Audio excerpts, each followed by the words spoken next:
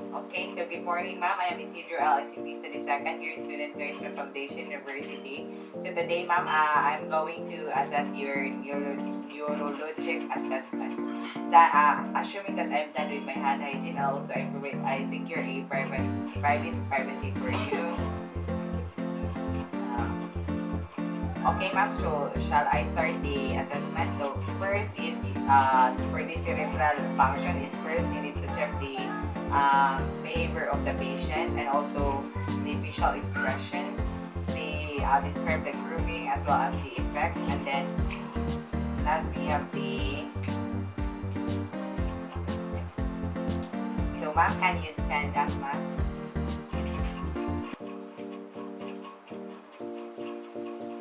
Okay, so thank you, ma'am. So the patient is well groomed. The patient is well groomed, and as well as the effect. Then as well as the effect is normal, as well as for the posture is symmetrical. And then next is we have to check the level of consciousness, the time, orientation to time, orientation to place, orientation to person, and orientation to event. So, ma'am, can you determine what time is it right now? It is 11 in the morning. So, why are you here, ma'am? To having neurologic. So, ma'am, can you determine who is with you? You. And then,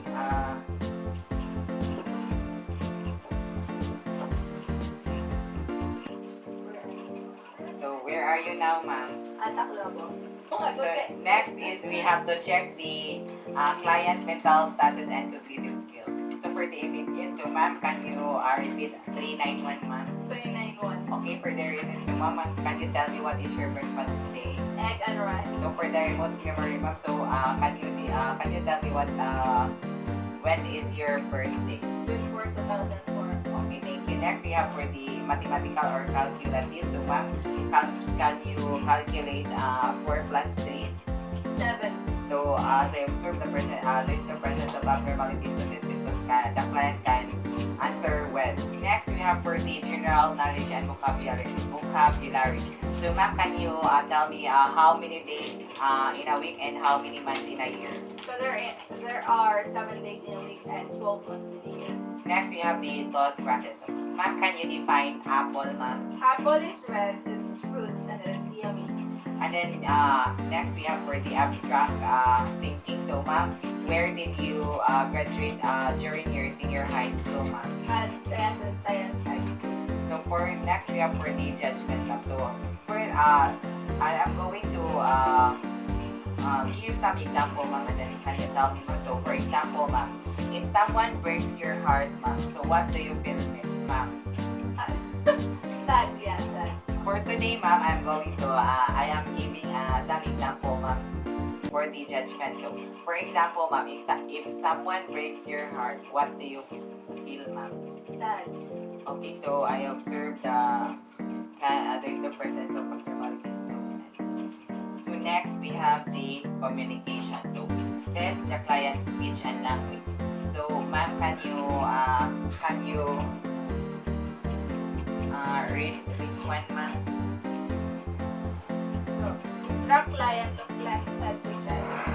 Okay, thank you, ma'am. And then next we have for the motor speech, ma'am. So, ma'am, can you repeat do, re, mi, fa, sol, la, ti? Do, re, mi, fa, sol, la, ti. Okay, next we have for the automatic speech. So, ma'am, can you can you tell me how many days in a week and how many months in a year? So there are 7 days in a week and 12 months in a year. Next, we have for the test and sound recognitions. So, ma'am, can you close your eyes, ma'am, and then tell me what sound do you hear? Clap.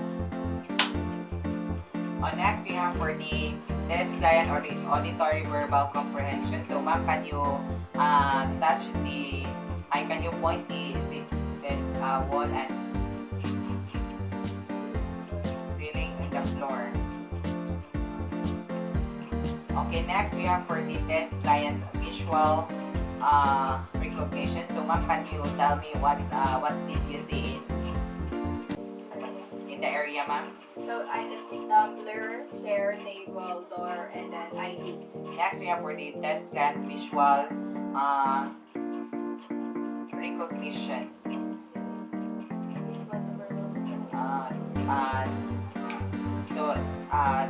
today, ma'am, so, test client visual verbal comprehension. So, ma'am, what I want you to do, ma'am, is can you read this one, ma'am, and then explain to me, ma'am. So we have instruct patient to lie supine. So the patient should lie supine. Next, we have for the test client's writing. So, ma'am, can you write some familiar words, ma'am? Okay, thank you.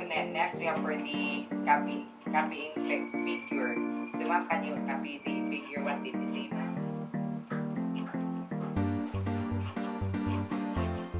Okay, so thank you. So, as I observed that there's a presence of abnormalities noted because the client can determine when. Next, we have for the assessment of the cranial nerves. So first, we have the olfactory. So ma'am, can you close your eyes, ma'am, and then I will put my finger under your nostril, ma'am, and then can you determine what did you smell, ma'am?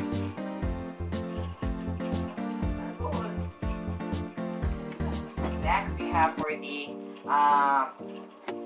optic, oculomotor, and then cochlear and abducens. First, we have the visual test for visual acuity. So, ma'am, can you read it, ma'am, with interpretations? Instruct patient to lie supine with one leg flex. Instruct client to try to extend leg. Applies pressure to client's knee. So, as I observed, the client can read 14 visual acuity. Next, we have for the test for peripheral vision. So, ma'am, can you follow my finger, ma'am? Okay, so next we have for the test for the pupil. So, ma'am,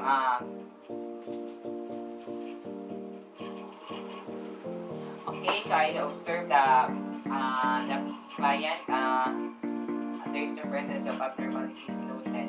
Next, we have for the test oculocephalic reflex. So, ma'am, I want you to do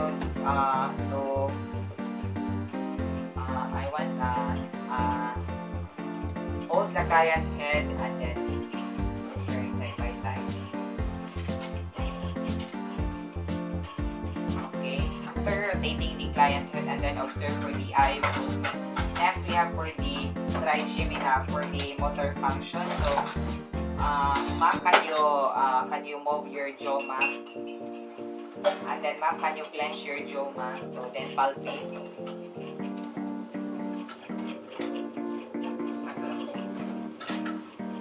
Okay, so I observed there's no presence of abnormalities because with the client can move the jaw freely. So next we have for the sensory function. So first we have the cotton waist. So the jaw and then cheeks and then the forehead. So ma'am, can you verbalize if you feel the sensation, ma'am? Yes. Next we have the blood vector.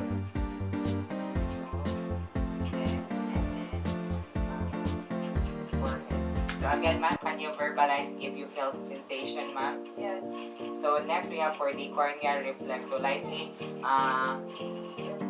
gently touch the cornea with cotton wisp.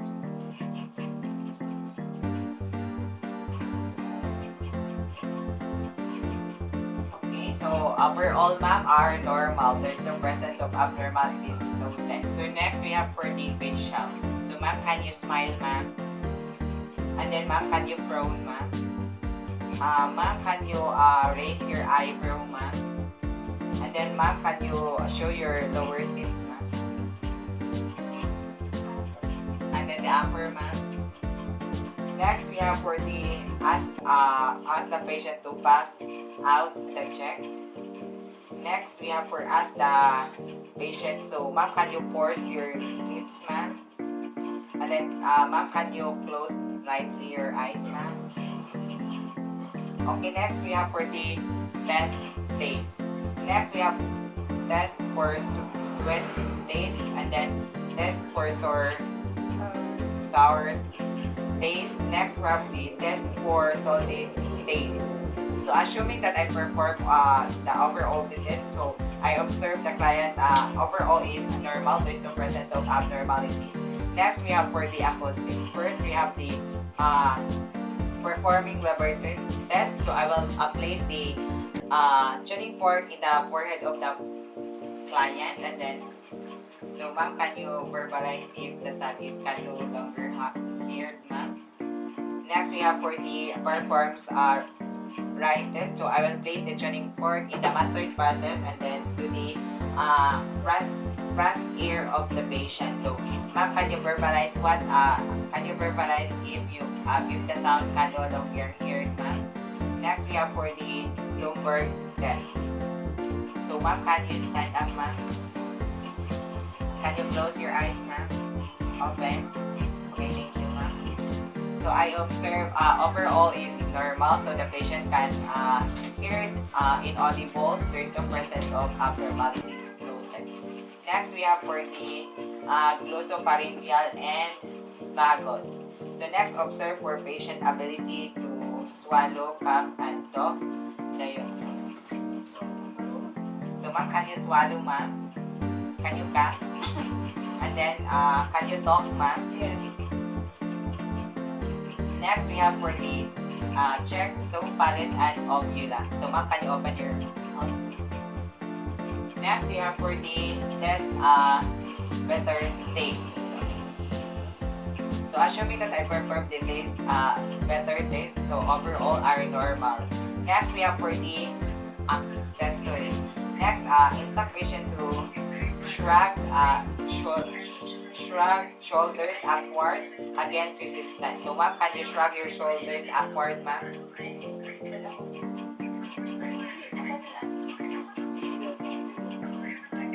Okay, next we have for the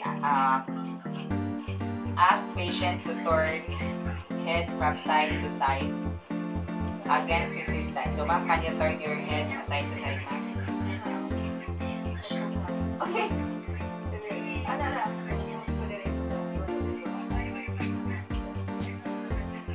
Okay, so overall are normal. The movement is freely.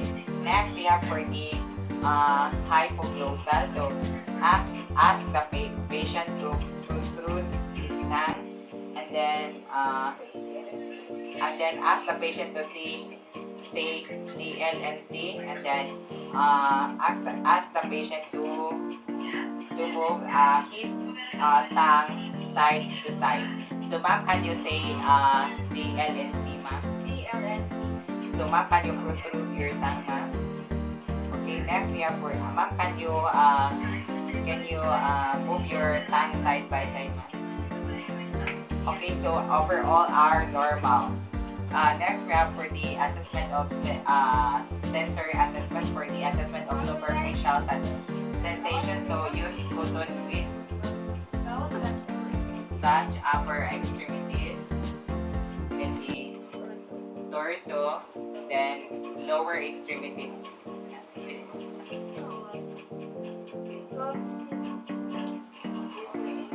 So ma'am, can you verbalize if do you feel can you feel sensation, ma'am? Yes. So next we have for the pain. So using the I will touch using the Bluetooth pain.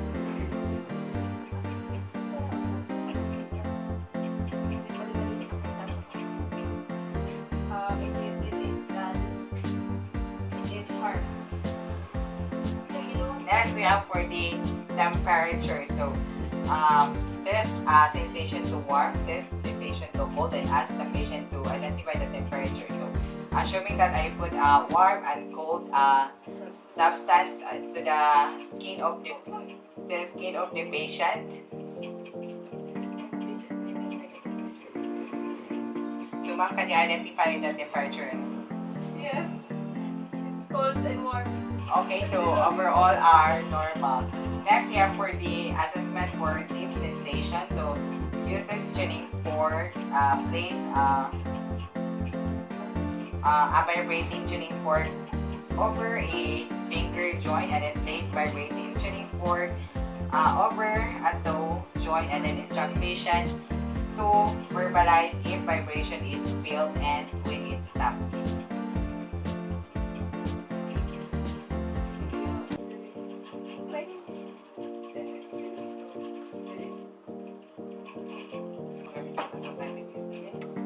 Next, we have for the assessment of deep sensation. So assuming this is the tuning fork, so I will place the in the tip of the client finger joint and then the toe joint. So yes, I can feel the vibration. And So ma'am, do you yes, feel the vibration? yes. Okay, next we have for the kinesthetic. Hold finger on slides and move up and down. Next, you have for the instruct patient to identify direction of the movement and then flexes patient beak to instruct patient to instruct movement as up and down. Up, down, up, down. Next. Big toe, dali mo. Up, Up, down, up, down. up, down, up, down. Next, you have for the assessment of discriminatory sensation. First, we have the noses. So, instruct patient to close eyes and then place a familiar object on the patient's eye and then instruct patient to identify the object and then test both hands using different objects. So, ma'am, can you close your eyes, ma'am, and I will place the familiar object, ma'am. So, ma'am, can you identify what object is this? Ball pen. Okay, next we have for the other side. Ball pen again. Ma'am, can you open your eyes, ma'am? Next we have for the graphesthesia. Next, instruct the patient to close eyes and then traces number on patient hand. So, again, ma'am, can you close your eyes, ma'am, and then I will put a familiar number in your hand, ma'am. So, ma'am, can you verbalize what word I write, ma'am?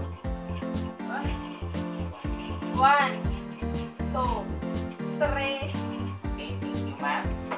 For the 2-point discrimination and then use 2 toothpicks and then stimulate 2-point finger tips simultaneously and then gradually moves toothpick together and then measures minimal peripheral distance.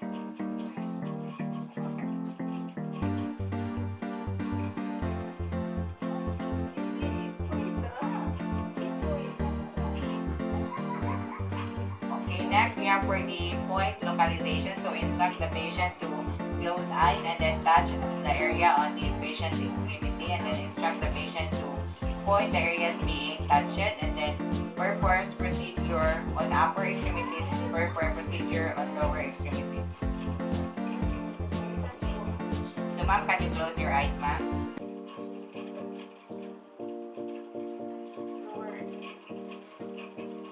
Okay, next we have for the sensory extension. So simultaneously touches both sides of the client body at the same point and then instruct the patient to point to where she was touching. So ma'am, can you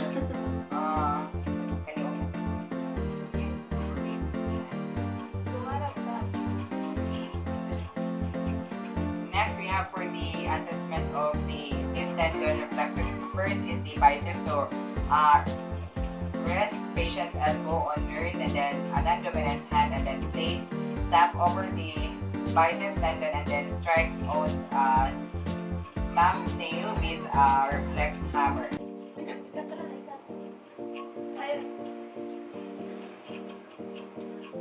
Next we have for the triceps. So abduct the patient's arms.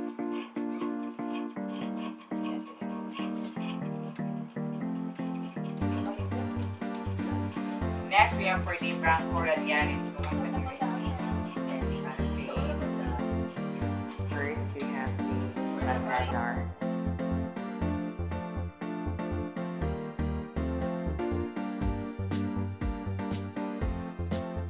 Next, we have the Achilles.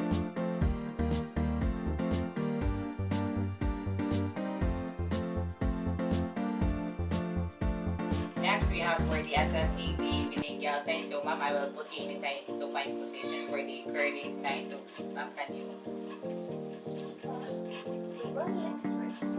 So, ma'am, can you flex your knee, ma'am? Next, we have for the basicity. So, ma'am, can you? I will put you in the spine position, and then, ma'am, can you flex your head over your chest, ma'am, and then observe for the flexion. Okay, so I observed there's no presence of abnormalities for the noted. So operations. So that's all for the assessment of neurologic assessment.